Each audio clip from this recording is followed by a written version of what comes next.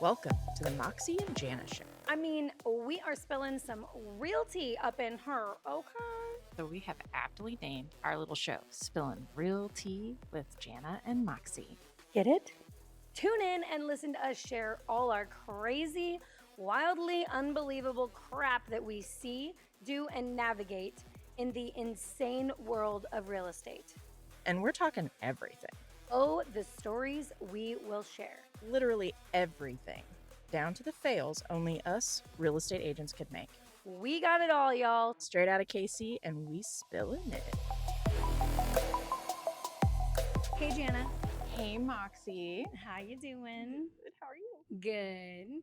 So did you hear we have an official name for our lovely podcast that we're doing? I did. I'm very excited about it. Please tell. Yeah. Do tell. It's called Some Real Tea with Jana and Moxie. I love it. Doesn't it rhyme? It does. Because you know what we're going to do? We're going to spill some freaking tea. Yeah. We're going to do it in a real way. See what I did there? Totally. I'm so punny. That's so funny. I love it. Yeah. So we need to talk about how we know each other. So how do you... I need to come up with a better story, I feel like. I love the story of how you know me. Of course you do. I love it. Is that not? I mean, it's true. Yeah, it's very true. I think it's fantastic. Are you going to tell the whole story? Yeah. You're going to do all of it? Yeah. You're going to share all of it? Yeah. You're going to spill all the tea? I'll spill all the tea, the real tea. The real tea. True story. I like it. Okay, so how do you remember meeting me the first time? Yes. Or what made you recognize you? And be like, hey, girl, hey. So it is kind of a funny story. So when I first started in real estate, I was in Blue Springs at an office in Blue Springs. And I had a lot of clients out in like Lone Jack and Oak Grove and all of that. So I used to drive I-70 all the time. Seriously, the first time I ever saw your billboard, I'm like, who the fuck is that? I was like, who buys a billboard? Who buys a billboard? And I'm like, that's actually really smart, especially because you're, focusing on the, whatever. So I was like, oh my God, this is amazing. That's how I first met you.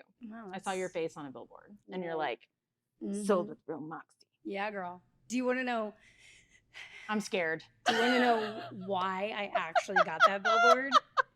It's almost slightly embarrassing, but I'm not going to lie. The few people that I do tell it to, they find it to be extraordinarily funny. So the reason that I got that billboard, I don't know, 6 years ago, I'm not really sure how long it's been, really was just to make my ex-husband mad. Because I knew he was going to... I thought I heard that story, but this is... I was like, I don't know where this is going. I just want to hear it from you. I knew he was going to have to drive past that sign on I-70 to go to work. And then I heard that he potentially got another job. So I got a second billboard on Not 50, one, but two. Right? So that he had to... Where? 50 highway. Okay. So he had to drive. So both east and west? Both going westbound. Going westbound. Yeah. So he didn't have an option. Well, and then somebody told me, which this is just, I'm just petty, but somebody then told me that he actually now works directly across the highway from the sign in Oak Grove. And they asked him, they said, how do you feel about seeing your ex-wife every morning on a billboard? I fucking love that. I know. It's funny. It's funny. I mean, honestly, it's Did he ever like text you and be like, what the hell is going on here? No? Absolutely. Never said anything. Never said a word. Because who knew it was out of spite? And then it just ended up being like a fun thing that I had and people recognized me. And so the original intention maybe wasn't the best and surely was not the best business intention. But it's... you got to go with what works. Anyways, enough with the billboards.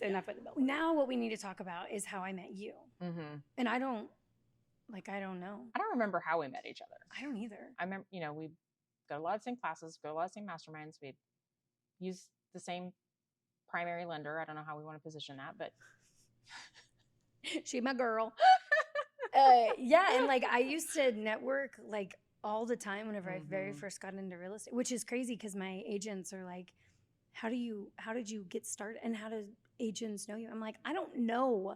I just did everything in networking. I didn't care if it was real estate related or like you said, mastermind, because that's not always real estate focused sometimes. Not always, but I mean, just getting out, meeting people. Yeah. Putting yourself out there. Yeah. I had a blast. Like what we're doing now. Yeah. But in like a secretive way. Yeah, kind of. We're in an office all by ourselves. I don't know. It's a little Talking different. to each other. Yeah. So I have a question for you. Yes. How long have you been out here just slinging houses in Kansas City? That's a really good question. So let me think about this for a second. So I worked for a pretty big technology company back in like 2013 to 2016, roughly. And we had acquired another company, and that company had a similar product to my team, basically. And so I was a software executive, and I managed a team of about 64 people. And basically, we went through essentially a pretty big round of layoffs back in 2016. I got to take my team of 64 people down to 12 people. Oh. And then through that process, which was terrible, very awful for everyone, truly for everyone, I asked them to put me at the end of the list. It's like, you can just put me on the list because I don't really want to work with an organization that behaves this way. Yeah. Treats its people this way. Yeah. So that was in 2016, and I got a pretty nice severance package, which was awesome. I, left this big 6-figure corporate job, and I was like, what the hell am I going to do with my life? And I remember very distinctly not loving the process of buying a house in Blue Springs, and not thinking my agent did a super great job, and thinking, of course I can do it better. I think that's what we all think, we can do it better. So that was 2016. I got my license and started selling right away. I had my first transaction the first month.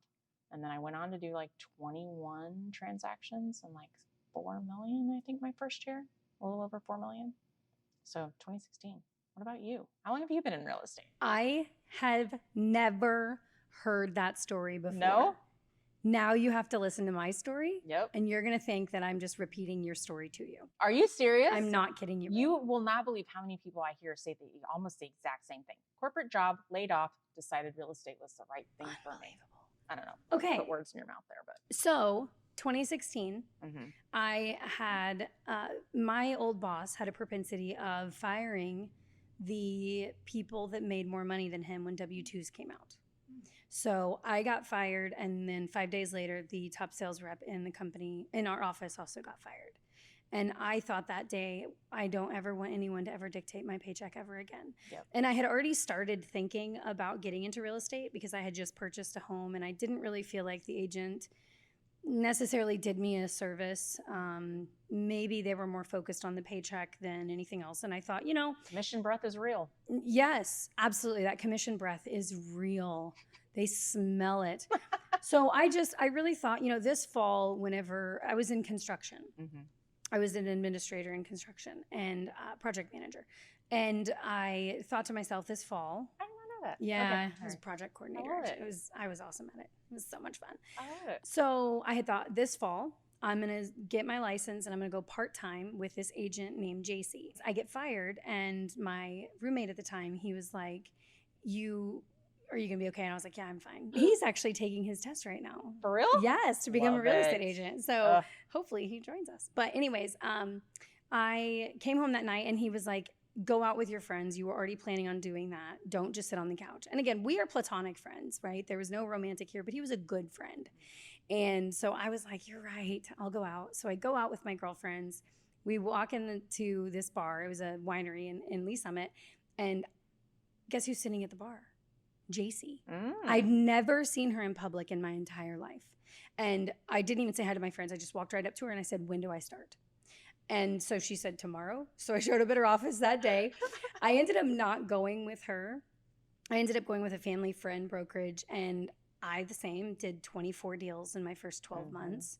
I'll be honest, I don't remember my sales numbers, but I did 24 deals. And I really thought the same thing as you. Like, I don't want to work for a corporate office that's just going to hack me off at the knees. Yeah. Somebody else dictating my paycheck. Somebody that's allowed to fire people just because we made more money than him.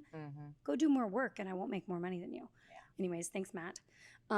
Yeah, that's right. I said it. So I also thought I can also sell real estate as good or better than the person that helped me buy my house. And so I made it a mission to make sure that buyers did not get screwed over in the process. And obviously sellers as well. But my main mission at the beginning of my career was definitely buyers. So yeah. Like, and so when was that? 2016. Shut up. Yeah, February Freaking 2016. weird. I got my first under contract in like 2 weeks of having my license. I was closed, and then I had my first cash deal in like a month after I was like, what are these? What are these? You're like, this is amazing. Yeah, but it was a $17,000 house. Hey, you and know so what? it wasn't They a lot all of money. sell. But, one thing that I'm really proud of that I've done in this business that a lot of people may not be able to say or may not be as proud to say, I have, since I started, I have never missed a month without a closing or a paycheck. Wow. Since day one of getting my first paycheck, I have never missed a month without getting one. Damn.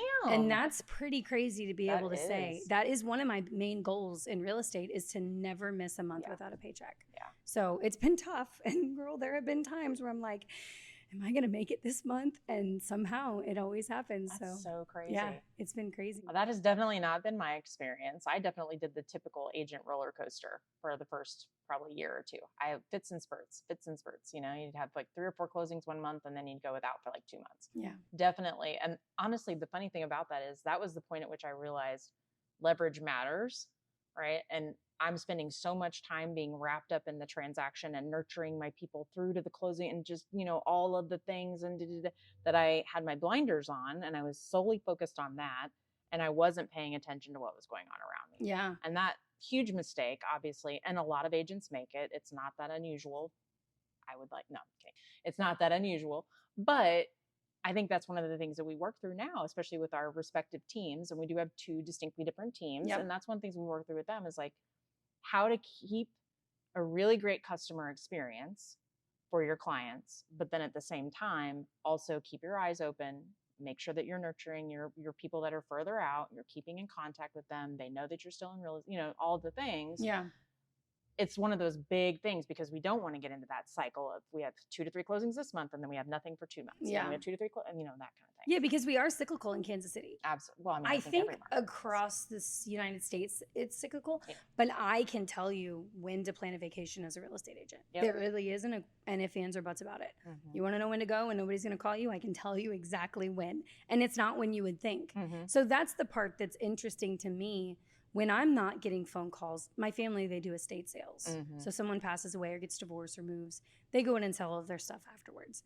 I'll call my brother and I'll be like, hey, are you getting calls? Nope, I'm not at all. I mean, I'm not either.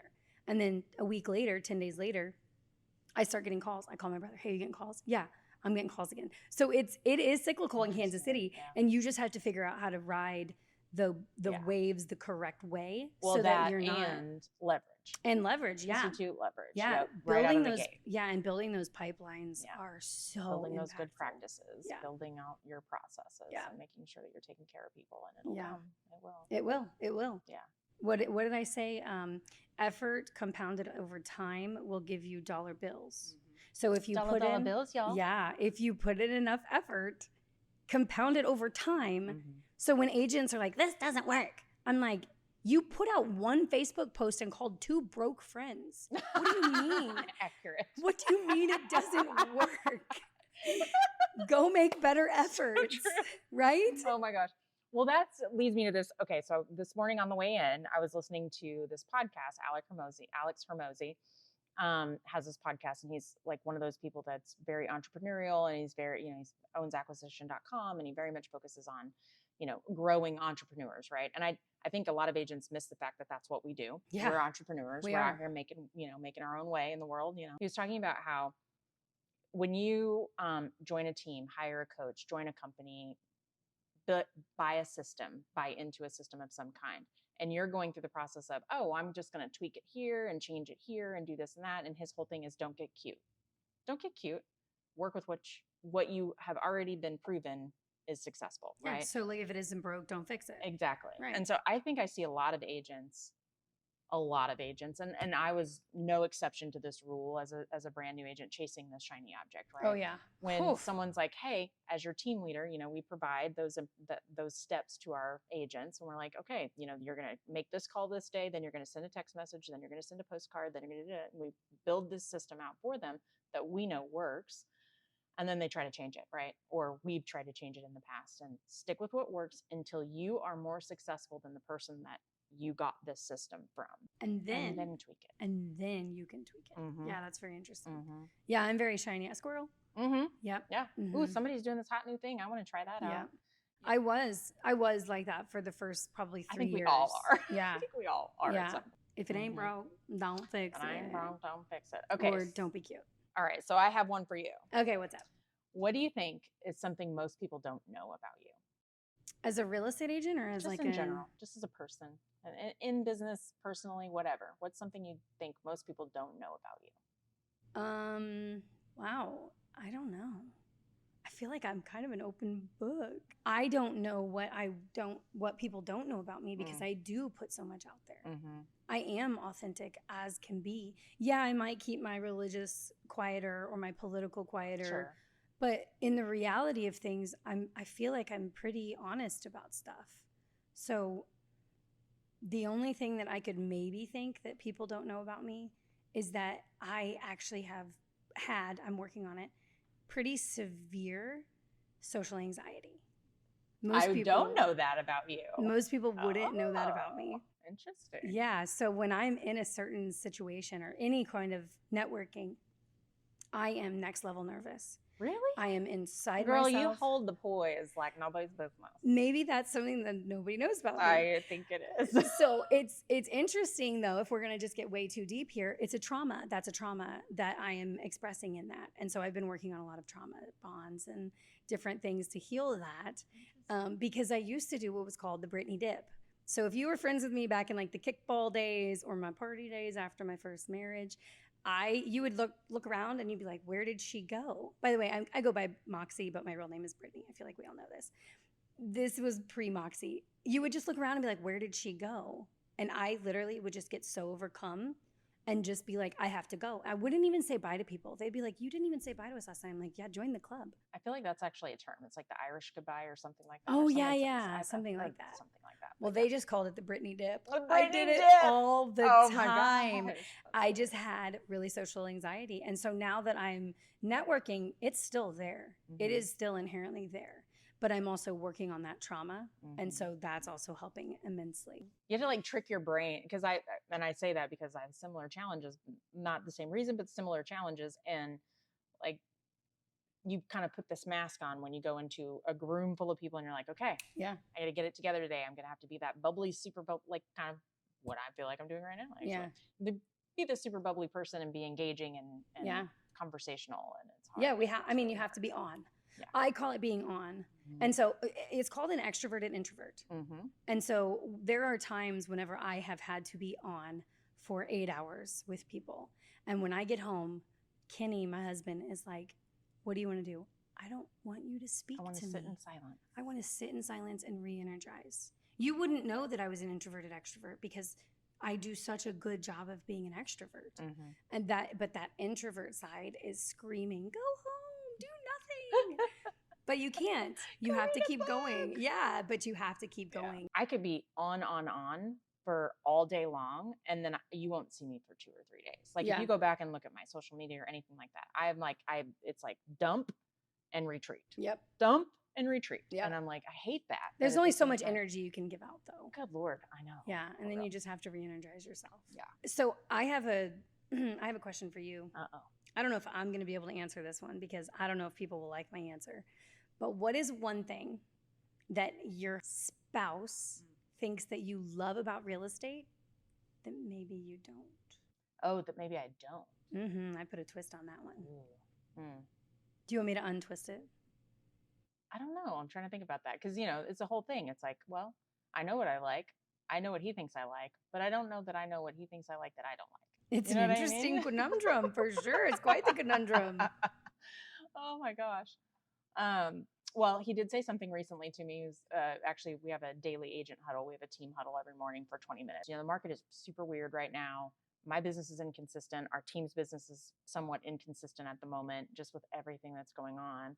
And he made a comment on our agent huddle this morning because I was like, well, what are you going to do about it? How are we going to get it? I'm pumping everybody up. Like, let's get this. He goes, God, you're always so fucking positive. You're always so fucking positive. And I'm like, no, I'm not. I'm really not. I mean, I'm trying to be, don't get me wrong. I'm a fairly positive person, but at the same time, I'm like, no, this is a motivation. Yeah. That's what this is. Yeah. This is me telling you that same thing that you're worried about that you don't think you can do. I also don't think I can do, but I'm not going to tell you that. I'm going to tell you can fucking do it. Absolutely. And you should go do it because it's going to bring you business, right? I mean, I think it feels a little bit like imposter syndrome sometimes, a little bit. But yeah. So he thinks I'm super positive and I'm not. What about you? I think Kenny has been so engulfed in my real estate career that he truly knows what I act like I like and what I don't like. I mean, just this morning, the whole sky is falling. Yeah. And he's just like, okay, and now you have to detach and compartmentalize and go do this thing. And so to me, that question is really tough because he knows. Honestly, I think that guy could sell a house. I really, honestly, I do. Oh, I do too. Because he has sat and listened, and he'll stop doing whatever he's doing. He'll be like, put it on speakerphone. So he'll listen to stuff. Not he likes to get into it too. He's like, no, you should tell him this. Yeah. Not stuff that he's not supposed to hear because there really isn't a whole lot he shouldn't hear. But he's in it with me, and then he'll give me really good advice afterwards. So Bryant joined us. My husband Bryant joined us and got his real estate license last year and is now a part of our team. And he got licensed in December, I believe, last year. So almost a year. Wow. Yeah, and he's done really well. But same thing. He'd been hearing all the conversations. He knows all the things that are going on. Of course, I didn't give him like the play-by-play all the time, obviously. But if he was in the car and I'm on the phone or something like that, he's hearing it. Yeah. For me, it's entertaining to hear him talking to clients and I can hear like my exact words because over time you pretty much say the same thing with a little twist, depending on the situation and stuff. But you're pretty much saying the same thing. And it's so funny to me to hear him repeat stuff that he's heard me say for years and years and years. And it's like, that's actually super fantastic. That's really cool. That is funny. Yeah. Kenny should get his license. Yeah, we've talked about it. He's got a lot. He's got a lot going on. He does a lot of lawn mowing. Yeah. Yeah. He's just landscaping. Bearded lawn guys. Hey, he's going to do great this fall. Lumberjack City. Heck yeah. Like, he could totally pull that off. Minus the lumberjack part, yeah. Okay, so let's talk about the Chiefs game. Yes. Did you see who was at the Chiefs? I have no idea. No, I have no idea. Do you want me to tell you? What we're talking about? Do you want me to tell you who was at the Chiefs game? I mean, I only live in Kansas City, and I'm on social media. I was at the Chiefs game. I know you were. I got Kenny on the jumbotron. I love it. Every Sunday, you guys are on the freaking jumbotron. I know. He's on the jumbotron. I know. I do such a good job. I'm like, Kenny, get big. The camera's guys looking, and he'll be like, huh? Are you like tracking the camera, dude? Like, the entire game. I can't wait until I get him on the big screen because then I can watch the game. So this last week was a big deal for Kansas City. Yeah. It's becoming a bigger deal for Kansas City. Yeah. For sure. Because there was like Taylor Swift was there. Was it a surprise? Well, were you like, what? We knew at that point. At that point when we were walking site. by, she was already she had already been there, but we were surprised she was there. But when we were walking by, it was complete chaos. Oh, I'm sure. There were like 17 guards. They had, and I mean like sheriffs. Oh yeah. They had to put up barricades because all of the Swifties were out there with their cameras. Just like, I'm like, guys, it's third quarter. I mean, I know we're killing There's a football game going on over here. Right. It's definitely brought people who really aren't into football. They're like, oh, this might be something I should pay attention to. Yeah. And vice versa. I do think that for a lot of us that don't really pay attention to Taylor Swift or her music, I'm like, okay, all right. Yeah. Charlie Hustle, our local t-shirt maker here, our vintage t-shirt maker, came out with a hoodie and a t-shirt that says "In My Red Era." Nice. And it is hilarious because it looks just like the Chiefs. Like whenever you can't use their branded stuff, you see this Times New Roman type stuff. Anyway, it says "In My Red Era." Nice. And I'm like, oh my God. But I do love it because I think she's bringing a lot of people into football that wouldn't normally be. I hope it's real. If it's not, I hope they're at least good friends. I mean, whatever. But I do think it'll be a nice boon for Kansas City real estate. Yeah. I mean, I really actually do. Not that I know where he lives, but I know where he lives. Yeah, exactly. So you could be his neighbor. Yeah. Won't you be his neighbor? Mm-hmm. Yeah. There are like 4 houses that are in that price range that she would typically buy in across the country. All of their homes that she's owned and whatever in that price range. We have 4. In Kansas City. I'm not surprised. That are Taylor worthy. Okay, so one last thing to talk about. Yes. Let's get back to reality because this is reality. I mean, Taylor Swift and Travis Kelce is kind of a big deal, but okay. This is some real tea. See, we had some tea. Now we're gonna have some real, not really real, but reality. So the last 90 days. In the last 90 days, motivated agents or motivated salespeople are changing brokerages. They are doing that. That is accurate. We are heading into brokerage changing season. This is true. But the ones that aren't interested in changing, and if you do want to change, come to Real Broker with me and Jana. Absolutely. But for those that don't want to change and then want to buckle down on... Or even if they do.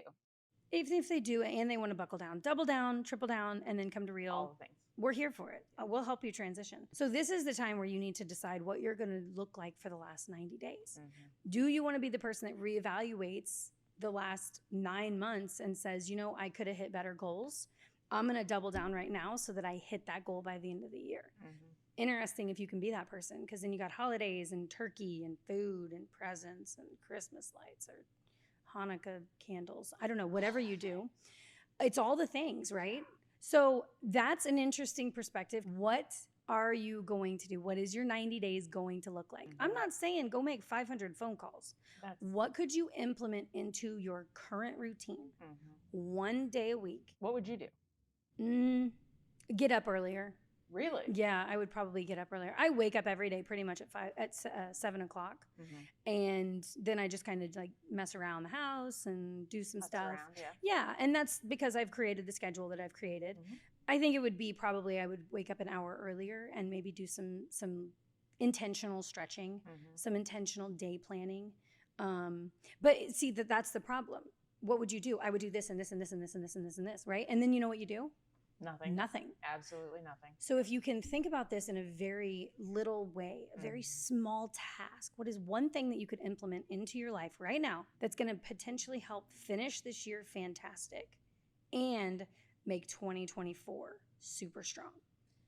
Yeah, I struggle with this a little bit because when I go back and I look at the cycle of most agents, whatever you're doing today, you're not going to see the results of for 60 to 90 days. Right. I mean, sometimes some of those things are going to slide up and hit you in the next 30 to 45 days in a positive way, not in a negative way. But whatever you're doing right now, you're not likely to see the results of until the beginning of next year. So then why start at the beginning of next year? Exactly. If you start now, you've now got a head start on your New Year's resolutions for 2024.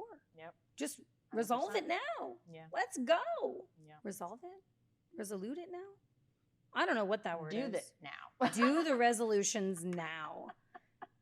That is super important. And also, don't forget to look back on the last 9 months and say, good job, or you could have done better, or I feel Do you do confident. that currently? We do that every month. We look back at the last 30 days and are kind of looking at what was working, what wasn't working. Well, we do it every day too in our huddles, but do you sit down and kind of go through that every month or every week? I personally go through it probably once a week by myself, just with my numbers and my data that I have. So I stay pretty and my TC probably hates me for it, because if there's a sale not on there, I'm like, hey, where's that sale? And she's like, oh my gosh, I'm sorry. And then I feel bad for asking, but girl, I'm looking at my numbers consistently. Yes, every day. It's important. I think that's one of the things. If there was one thing that you could do, I truly believe this. I'm a very foundational type person, and numbers are really, really important to me, right? So we sit down and we look at like what was working, what wasn't working, and what can we do differently, right? And this is a very like software development, agile development type philosophy that I brought into real estate. But I think if you could do one thing that would potentially position you to be in, whether it's in the next 90 days or for the rest of your career, it's actually knowing your freaking numbers. 100%. It amazes me how many agents do not have any idea where their business came from, how many transactions they've closed this year, this month, last week. I mean, it's insane to me. Or their volume and where those sources come from. It won't grow if you don't know. Yeah, exactly. I mean, for real, it won't grow if you don't know. If you're never tracking it, you'll never know where you are. Yep. How can you grow something that you know nothing of? Yeah, exactly. It won't grow if you don't know, period. And numbers are, to me, hands down the most important thing. If you're seeing really great success in one area, double down. Yep. And if you're not seeing great success in another area and you've been doing it for 2 years, then maybe that's not the right thing for you to do. I'm not a big fan of like, stop doing it because you're not seeing results like in the last week. But you know what I mean? Like that whole squirrel mentality, but definitely be looking at it like, okay, what was working? What wasn't working? How did I feel about what I was doing? Did I enjoy it? Which is a big thing for me too. Like you focus on the things that you actually enjoy doing. And that definitely, those are things you're going to be successful at. Right. And that definitely wraps back into like consistency over effort over time. Yes. Like if your effort is over time, if you're starting to see those results, stick with it, double down. In closing, my last question for you, like what's your goal for next year? Have you thought about it yet? No, not for yet. You personally or your team? I don't really like to set team goals because I can't control those. I like to set personal goals, and I like to have my team set personal goals. This Friday, we're actually going to do personal goals for the rest of the year and then start thinking about our goals for next year. I like to have fourth quarter goals. I think they're very, very important. They help keep you motivated because it gets cold and it gets and it gets easy dreary, and it gets easy to just kind of relax. To just chill. What about you? Yeah, we do something similar. Each of our agents, we do an MREA plan every fourth quarter that we look at every quarter when we do our coaching. But every fourth quarter, we put together the MREA plan for the next year. They basically put down their personal numbers, and then we boil those up, and that becomes our team goal. Oh, nice. And so the nice thing about that is we can see like, okay, I've got an agent that's newer and she needs a lot of extra, support and a lot of extra conversation. Pairing her with someone else, let's raise that goal up. And I'm also looking at like from a challenge perspective. I'm big on Grant Cardone's 10X philosophy in the sense that, don't focus on what you think you can obtain, make that goal crazy. Yeah. Because you're not going to hit it, and you need to be okay with that, but you also need to be able to push yourself harder. Yeah. Right? And so our goal for next year is 36 million as a group. And we're a team of 4 plus, no, wait, we're a team of 5. Sorry. We're a team of 5 plus our TC and our marketing manager. And that's our goal. 36 million is for 2024. Nice. And let's go. So far. Let's go. Yeah. Okay. Well, thanks for hanging out today. This was super fun. Thanks for some real tea. Yes. With Jana and Moxie. Yes. And what are we going to talk about in the future? I think setting kind of that tone about what we're going to talk about going forward. Well, I want to know if you've ever pooped your pants. So that's one thing I'm planning on talking about. I've never pooped my pants. You're not supposed to answer right now. Oh, okay. Okay, well, now we know. Yeah. Have you pooped your pants? I'm not answering right now. Why not? That's a different day. They'll have to listen. They'll have to listen for that story. But no, I think we're going to talk about things like hot spilt tea. We've talked about that a little bit. Yeah. Accountability, goal planning, business planning type stuff. We're also going to share a little bit of our horror stories we've discovered in real estate. Yeah. We're going to talk about things that we think we could be doing differently. And really it's about being transparent, right? About our business and the kind of people that we want to work with and the type of business that we want to do going forward and who we are as people. And I'd love input from people too. Absolutely. Absolutely. If you want to hear some stuff, you and I've gotten around a little bit in the real estate market in Kansas City. Just a little bit. We've got some stories and we'd love to hear what people want to hear from us. So yeah. I'm excited about it. It's Jana and Moxie with Real Broker. Yes, ma'am. Yeah. Thanks. All right. Well, we'll see you later. Later, Gator. Bye. Bye. Thank you so much for hanging out with us today. We know you're probably potty watching or avoiding doing something domestic today, and we're glad you found us instead. If you've got a crazy real estate story to share, burning questions you want the real tea spilt on, or maybe you want to sponsor our little production, we want to hear from you. Shoot us an email so that we can collaborate. And until next time, guys, we'll be a hot mess, and you keep doing you, boo-boo. Make it a great day.